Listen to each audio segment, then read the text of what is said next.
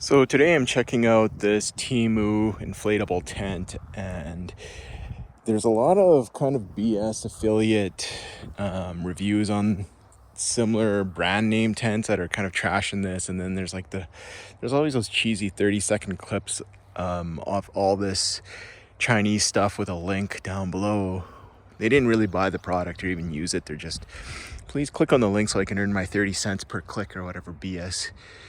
This isn't an affiliate, anything like that. I don't earn any money, so I just bought this tent because I'm getting like pretty lazy. Like when it comes to car camping, I'm sick and tired of setting up tents with poles. I'm just over it. I'm over threading poles through sleeves, chasing the little holes on both corners and having them pop out. I'm over tent manufacturers no longer making freestanding tents. Like, they have to be staked. I find I've been camping for like 20 years, and I find like the more I camp, the less effort I put into tenting, especially car camping. I hardly ever drive stakes in, because what's the point of having stakes if your bag already weighs enough that the tent doesn't blow away? Really, the stakes are there just to keep the fly taut, so you don't get any pooling water. But I wanted a tent that I could just roll out, flip a switch, throw my bags in and get in and be done with it, because there's so many tents that involve so much bending over, stooping, chasing opposite corners. And they'll say, like, a lot of people will argue and say, oh, these tents only take 5 minutes to set up, 10 minutes to set up. That's not a big deal. You're just being a wimp. Well, I don't see how the time really reflects like the effort, right? Because I said, this is only going to take 10 minutes. Okay, now do 10 minutes straight of burpees, do 10 minutes of push-ups. And you're going to be like, what the hell? That's stupid.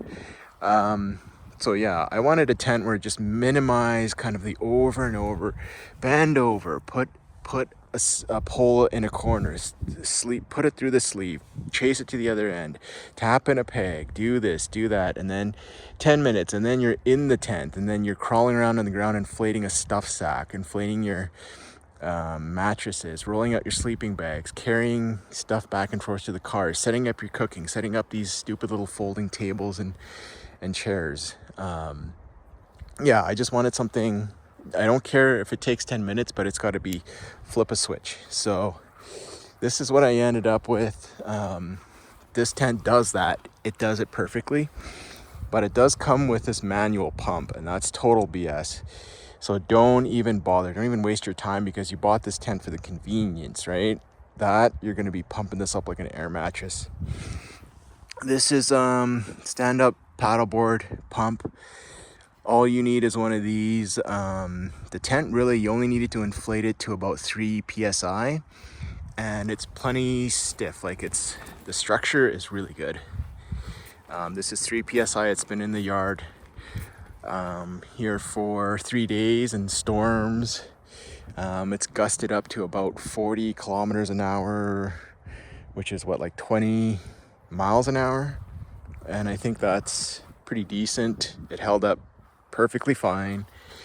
Yeah, so the thing with these Chinese tents is, I've had a few of these tents before, and the thing with the Chinese tents is they're so cheap, but they're like 95% done.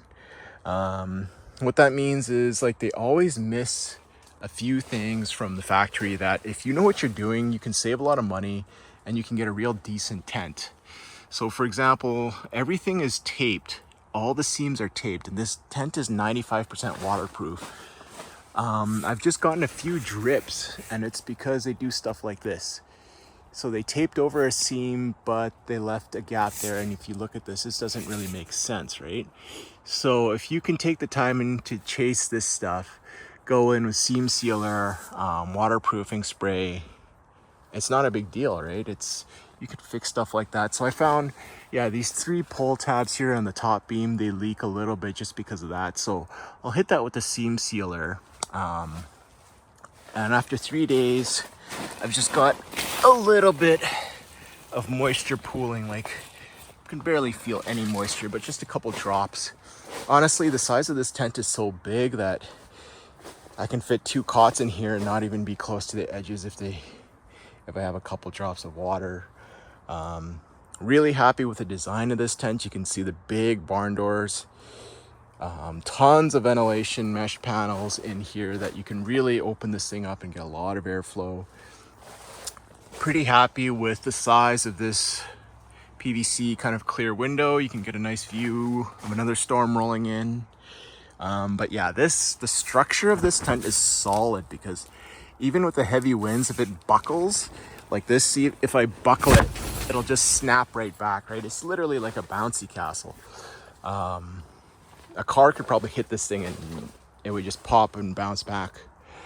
But I saw another video of a guy, and he was an affiliate of one of the name brands that make these tents, like the American companies that probably just manufacture in Chinese factories, and then they slap a brand on it, right? And this is the whole thing that always pisses me off with camping, is it's such a name drop kind of shill thing where people just kind of turn into parrots and like, oh, you need this brand, this brand, this brand, and they're all like thousands of dollars, but you just buy them and that's all you need. But look at this Chinese stuff, and he was going through the seams and how bad quality they were in the material. So the seams are actually really well done. I've overpressured this thing a little bit and it didn't pop. Supposedly there's a blow off, like a high pressure release on one of these corners. I can't seem to find it, but yeah, like really solid construction. Like I said, 95% taped. All the seams are taped. They just need to be gone over and make sure there's no holes and like little things like this, like they taped over a little bit of thread. So if you're handy, even with the expensive brand name stuff, this stuff still happens. Nothing's ever perfect. The material is good. It's I think this is a polyester material, but the guy was saying you could put your finger through it. Definitely not. It's a nice medium duty, plenty strong, perfectly usable. Tarp floor, same thing, kind of like medium, lighter, a little bit lighter than medium thickness tarp, but if you use another tarp ground sheet, this will last you many, many years. Yeah, I'm very happy with this tent. I definitely recommend it. Same thing for putting it away. You pull the plug, and if you have the pump, it kind of vacuums itself out to a flat shape, and then if you're lazy like me, you'll just roll it into a big roll and throw it in the trunk, because who's got time to get on their hands and knees on a muddy or rocky campground site rolling stuff up into a little stuff sack? Not me. I don't know. I just camp in the real world, guys. Like I'm not like a lot of these kind of lifestyle camping whatever. But yeah, there you go. Definitely recommend this tent. It does not require to be staked at all, unless you have some weather. Then you need 4 stakes here just to keep the rain running off. I love the shape, the big square rectangular shape. You can easily throw a big tarp over the top of this if you're worried about rain intrusion. But light rain, medium rain, it's been going for 3 days, kind of medium rain, and it's totally fine. I don't really expect my tents to last in like, hurricane kind of wind storms and heavy rain and all this BS. Like, why would I? There was a guy who was complaining his collapsed during like a heavy storm, and then he spent another hour like bitching about how he had to pack all his stuff up and get into his car. I don't know, like when I camp my car and I'm car camping, my car's right there, and the effort to walk into my car, shut the door, idle the vehicle the entire night and recline my seat and sleep is like a 1 out of 10. Why would I go struggle breaking apart my camp when I can do it in the morning in the daylight? So yeah, there it goes.